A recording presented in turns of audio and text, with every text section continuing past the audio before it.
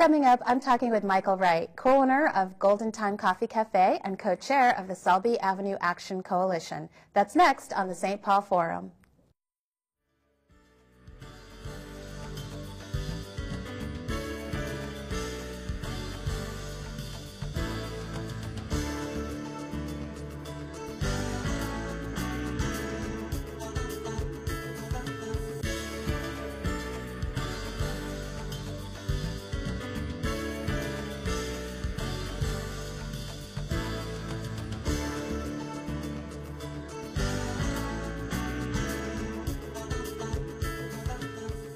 Welcome to the St. Paul Forum. I'm Lisa Tabor, co-host along with John Forty, while Mike Wassenaar is on sabbatical.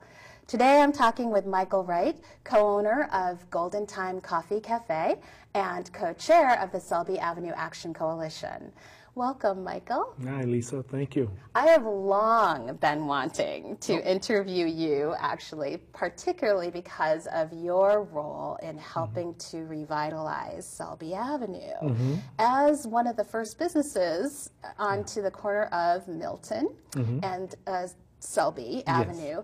You really kind of helped to coalesce that corner, and while it is a little ways from Dale, you know, so people have to travel a little bit to get to Milton. Just what a great community gathering spot you have. Thank you, Lisa. Thank you. Tell us a little bit about what made you decide to do that. Well, I have to be honest. That area was the last area that I wanted to come to put a coffee shop. Really? It was. But the good Lord works in mysterious ways, and He puts you where He needs you. Oh. And so I basically look at it as the house that fell on the wicked witch of the east. And so my brother-in-law, Booker, which is Booker Construction, revamped that building, revitalized that building, but he always wanted me there as the anchor. And so we worked through some things, and you know, we made it happen. It was really a blessing in disguise, what it's done for the community. And I just go by generally what people tell me. I don't toot my own horn. I'm very humble and very modest. But what people tell me, it has really galvanized the community. And people, you know, if you can envision, open up the shades again, take the bars off the windows, you will, and come outdoors and be able to meet on the corner and walk down to Golden Time and have a little something. But it took us a while to get there, and we still have a little ways to go. We have a bit of a ways to go, and that's something that I basically coin every day. Yeah, you coin it every day? I coin it every day. I preach it. You do. Revitalization on Selby. Yes, yes, absolutely. I talk about it. And we'll talk about about exactly where you're going in the future with that in a little bit. Let's stick a little bit Don't to let me how jump the gun. you're. No, I know. Keep me in line. I am. Okay. But you know, I want to talk a little bit about Golden Time, just because it really has been that catalyst in that area. Even though it still struggles, there's now some great businesses in your building, and then also across the street, and starting to come through on the rest of the avenue. You know, I give kudos because your place is like the Cheers of the African American community, right? Yes, yes. So tell us a little bit about some of the regulars in your Oh my space. goodness! Well, you know, we have probably all the elders of St. Paul that come through there. Names like Mahmoud El-Khati, Kwame McDonald, Robert Hickman. Geez, a lot of that's to name a few. Yusuf and Jimmy. But also we have a lot of civic people that come through, a lot of educators that come through, and regular people. And basically, we're all regular people when we come in there. Yeah. And it's very hospitable. And we have to give kudos to your wife, Stephanie, as well, right? The other co-owner. She keeps folks in line. Yeah. And she serves up some great food. Yes, but it's a place where you know, we like to go anywhere, whether it be other chains or what have you. But really, black, white, polka dot, stripe. When people come through the door, I want them to feel relaxed and very welcome. And that's why we have the clientele that we do. And so very mixed. Yep, very multicultural. I was very say, much so. Absolutely. Yeah, good word. And part of that has to do, I imagine, with having the community, the meeting space that you do, and running some of the events. So tell us a little bit about how you've you've come to create some of the ways that you create community in your space. Well, we have a what we call a conference room or media room, which people can rent. We have a nonprofit price and for-profit price. But it's a way that people can come and hold their meetings. But we also do a little special for those who've been with us a while, who can come in, and if they need some space to sit down and talk about some issues that are impacting the community and being proactive, then we open that up for them as well. So it has really become a place where people meet, gather, let their hair down. Reunions. Yes. I think that I'm close to holding the longest reunion there, about 40 years, of somebody I hadn't seen in 40 years. Wow. Yeah, but there had been 30 and 10 and so in every place in between. Sure. So yeah, it's been a blessing in disguise, a lot of hard work. And I'm the early morning person, so anybody who wants to come through at around 6 o'clock to about noon, I'm there. And then my wife and I overlap, and she has the afternoons. Sure, yeah. sure. And so tell us about some of the events that you are running in your meeting space, and also in front of the building. Right. Well, a few things. Number one, my wife does a quilting group. Oh. Once a month, about 30 to 35 quilters, again, multicultural quilters. And we also do classic black movies. That is all we ask for a donation. And that is facilitated by Mahmoud Al-Khati. We do meetings also that Mahmoud does is teaching history in the room. And we have some black professionals that come in, and Mahmoud puts the wisdom on them, you know, and tells them about their history. There are a lot of gaps there, and Mahmoud definitely fills that gap. We mentioned the black classic movies that Mahmoud facilitates. I want to jump on that again. We've been doing that now for about 7 years, 7 of the 11 years that we've been there. So the 11 years went by pretty quick. It really did. I remember the first year you opened. Yes. Oh my gosh, I feel old. Well, no, not at all. Time just flies for everybody. Wow. So, and then I'm blessed enough to be the founder of the Selby Avenue Jazz Fest. Basically, I started it on my second day of being open. I didn't have a first year grand opening. I'm a little late. So when I did it, you know, we had a few people say, Michael, we'll help you. Let's just jump in there and do it. So I did it and did a nice little band with Billy Holloman and a couple others and a couple vendors, and the store was open, and we did about 400 to 500 people throughout the day. And so this will be our 10th year coming, but last year, our 9th year, we did, I'm a little more conservative than the folks who helped me put this on. So I'll say about 12,000 people throughout the day. They think 15, but 15, 12, you know, somewhere in that range. But that, again, has been a blessing. Yeah, and last year was just a beautiful weather, too, which was great. And so this year, your event is when? The Selby Jazz Fest. September 10th. Okay. Yep, and it's a one-day event. Yep. And it starts 11 to 7. Okay. And so this being our 10th year, I have to pull a rabbit out of my hat. I'm not going to say it's going to be better than the previous Jazz Fest, but you know, I'm kind of have to do a little something, it being our 10th year celebration. Oh, for sure. Yeah, great. Absolutely. Looking forward to that. Yes, a lot of festivities. The New Orleans feel. So, and I'm looking at a guy in New Orleans. If I can get him up here, I was going to say, you usually have a national act. We've been blessed to do that, and that, you know, is a great draw. But, you know, we still have some great Twin City talent as well. Oh, absolutely. A ton of Twin City talent. And you've done. What's that special thing that you did, sort of a retro? Yeah, the Jazz Heritage Showcase. Yeah. Yeah, well, we can't forget jazz. We can't forget who paved the way. And what I try to do is accentuate the positive. There are a lot of things that black folks dealt with back in the day. And so I like to bring the pure musical aspect of what they gave us. And we can't lose that, otherwise we lose our history and our culture.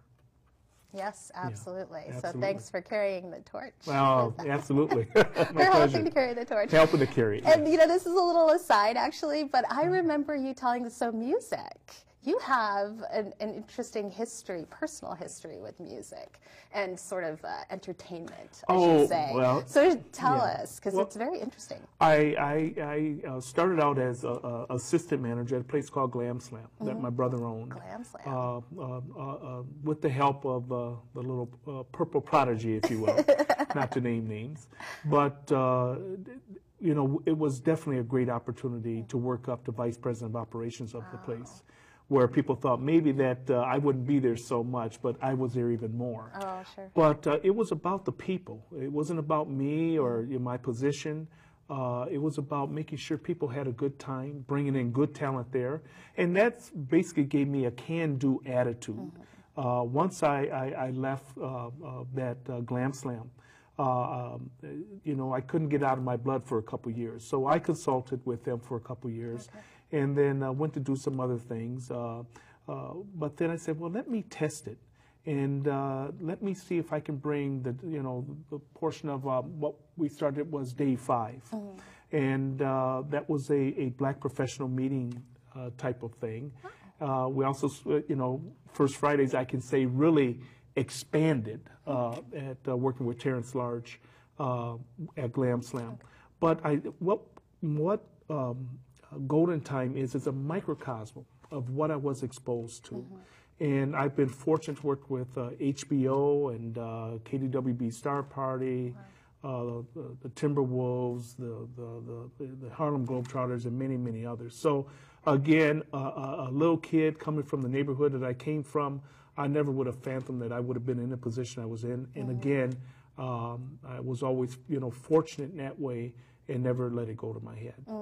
You know, earlier I got to interview Mike Tamale from Neighborhood Development Center. Yeah, absolutely. And a little birdie told me that your business is actually a graduate of his program. Yes. Mike and I go back. It was run by one of their instructors.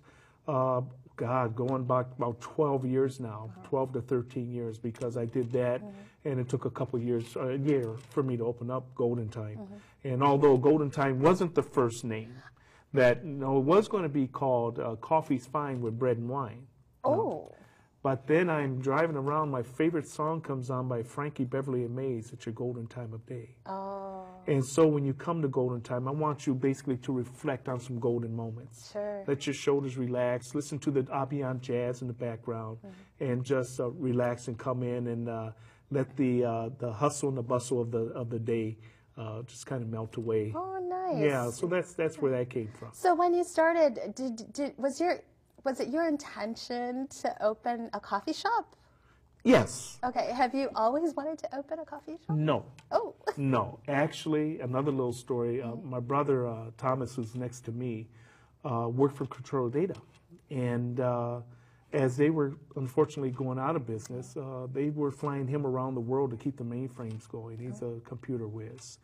And so over in Europe, he was there at the time of the Berlin Wall and all coming down. So coming back to us brothers, he's, you know, and Tom is, you know, he's ahead of his time.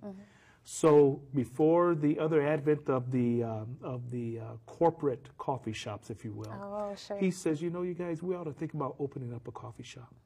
He says, I was in Europe and they're all over and they're doing great.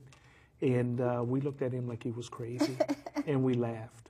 But I learned not to never laugh at Thomas again. There you go. Because, again, he has ideas that are well ahead of his time. So the next one he comes up with, we're going to jump on. You're on top. Yes, right on top of that. There you go. Yes. Thank you. We're talking with Mychael Wright, co-owner of Golden Time Coffee Cafe and co-chair of the Selby Avenue Action Coalition. And so now we're halfway through. Let's talk about the Selby Avenue Action Coalition. Yes. So actually, just jump in. What is that group? Well, the coalition is a group of organizations, business owners, and people who care about Selby Avenue from Dale to Lexington. Really, they care about all of it. But from Dale to Selby, really, I always think about why do we look so different from Dale to Lexington? It really hasn't taken on the characteristics of Selby East or Selby Far West at Snelling. Sure. And we really need to do something about that. We need to partner or whatever with so many organizations and idea people. But we've had charrettes, enough charrettes and eating cold sandwiches about ideas. We have great ideas from the community, from the business people, from for-profit, nonprofit, and we want to push it forward. And so we came together to galvanize those ideas. And I would say, you know, I'm glad that they asked me to be part of it. I love of coming up with ideas, but we have to enlist the experts. We can come up with all the ideas we can, but if it's not feasible, we have to make sure it's feasible. Right. We have to bring people into the fold who know how to get it done and sit back and, you know, inject where we feel we need to, but also let's get this done and see how it's structured. And we don't have to start with something monumental. Let's start small and work our way up. So get it done. Get it done. What is it? Thank you. New businesses. We need to not only survive the fledgling of businesses that are on Selby from Dale to Lexington, but we need to prosper. And so we need to show Selby Avenue and put that vision out there so people can grab it and say, you know, there's opportunity on Selby Avenue. I know that right now that the cost per square foot is a lot less than any of the other areas, namely Grand, Highland, and some others. And so I think it's a great opportunity now to come into the fold and say, hey, what are you all talking about, and can you help me? And so I think we have people who can do that, and we're just, again, trying to develop Selby Avenue from Dale to Lexington and bring it up as the others have been brought up in the last several years. Yes. So you were talking about the fact that Selby west of Dale looks so different from Selby east. In what way does it look different? Well, we have buildings that need some TLC. They need to be married with a beautiful storefront. I think we have some buildings that have good character, but we need to bring them to the 21st century, if you will. We need to work with the city to beautify boulevards, to trim the trees. Sure. We also need to come up with ways that people can beautify their homes, putting plants and greenery, softening the lines of Selby, making it more pedestrian friendly, not unlike any other well-developed area in the Twin Cities. And there's actually quite a bit of vacant land, surprisingly, on that stretch. Yeah. 9 blocks, and I think there's maybe a vacant parcel every Actually, block, every really, block, isn't yeah. it? Yeah. So we need to identify those, and we can't say what we want particularly in that space, Sure. but we can, you know, somehow make it available through people, through what you do with your marketing, and market the area to people. Paint a beautiful picture. People are visual. And let them look at that and say, I can be part of that. And so we need to do that on both sides of Selby and just, again, really project a positive influence to get people to say, Selby isn't what it used to be. And it's come a long way, but we have a little ways to go. So what is it about that part of Selby, do you think, that has resisted the kind of development that's happened east? Well, I think a bit of fear. Really? I think a bit of fear. Again, we've come a long ways. Resources. Folks need help. Folks need help how to run their business, at least for the first year, to put a program together that will basically hold their hand and take them to all the developments that they need to then take the training wheels off and say, okay, you're on your own, but you still have this as a resource to come to. So those type of things, getting around some financing issues, credit worthiness, if you will, just ease it a little bit. But again, we have these things that are in place that, again, will take them from, a whole year, if not beyond. in order to know how to say welcome from the outside of your place of business as well as the inside, and do the organizational part. And I struggle with that myself. You get tired, you know, long days and what have you, paperwork builds up. But we really need to stay on point with that. And so I think these are issues, and you know, just they don't know about the opportunity. They have to know about the opportunities. So tell us, how does the Selby Avenue Action Coalition is not a 501c3? Not yet. It is not a program of anything. It's a group of people. Yeah. But it's also not really new, is it? Well, no. I mean, you think about the people who are part of it have been around many years. And we all have talked the same thing, but in different venues.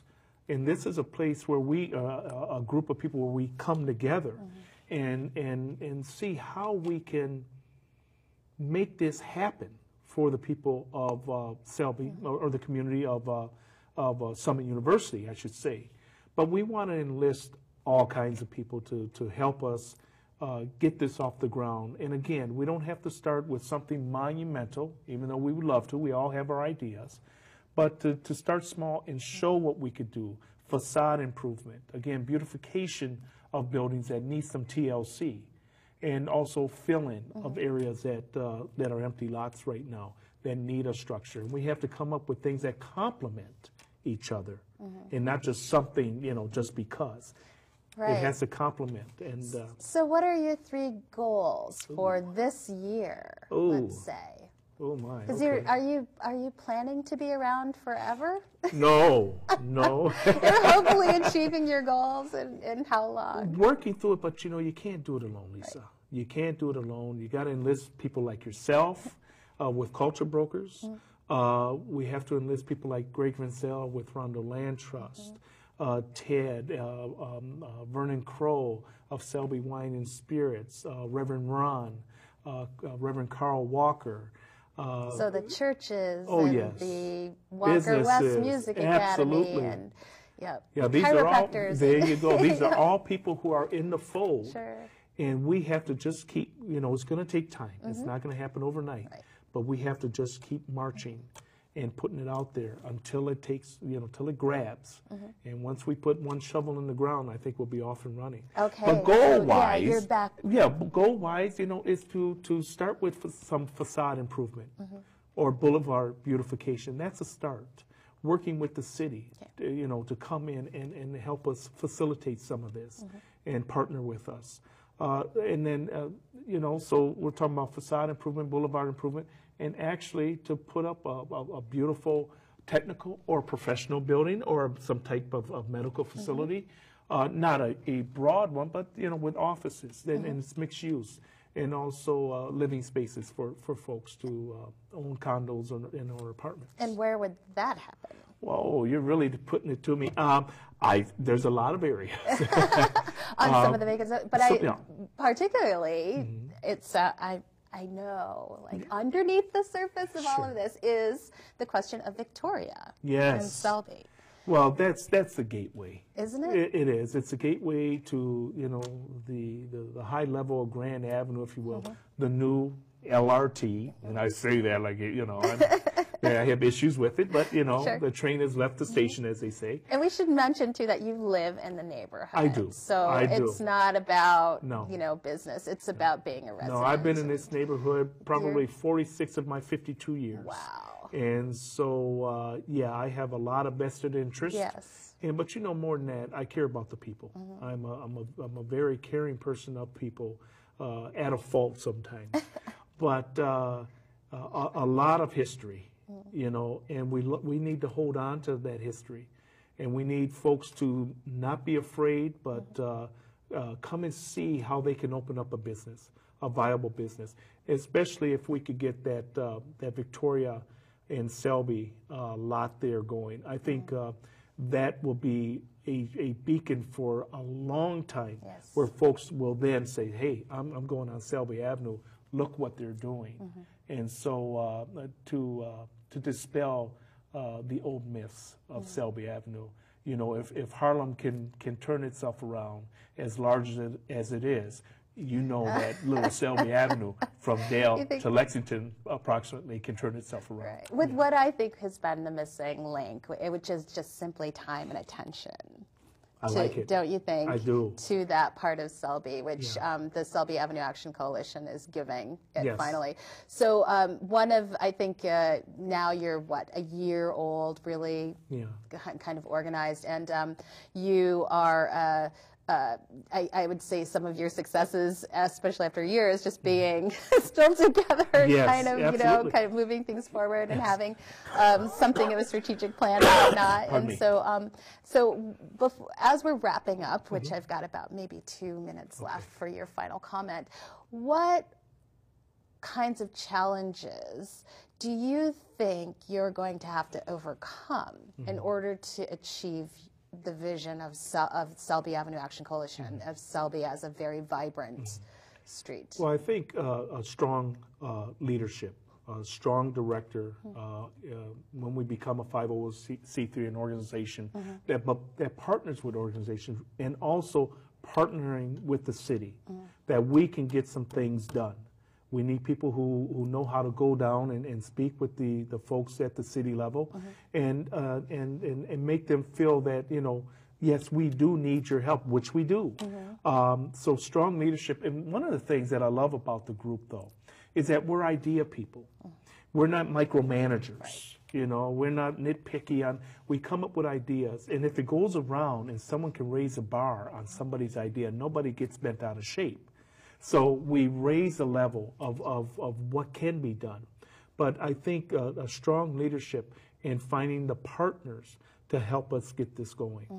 We really need to keep ushering that and ushering that and ushering that. And so if folks are interested in getting involved, or if they're interested in helping in some way, they can visit the website. Yes. Walk into Golden Time. Walk into Golden Time. And hopefully in the near future we'll have even, you know, a brochure put together that will depict what Selby can look like. They can take it with them, look on the website, make some connections, possibly to open a business, join a micro-entrepreneur program that I was part of to enhance my managerial skills, if you will.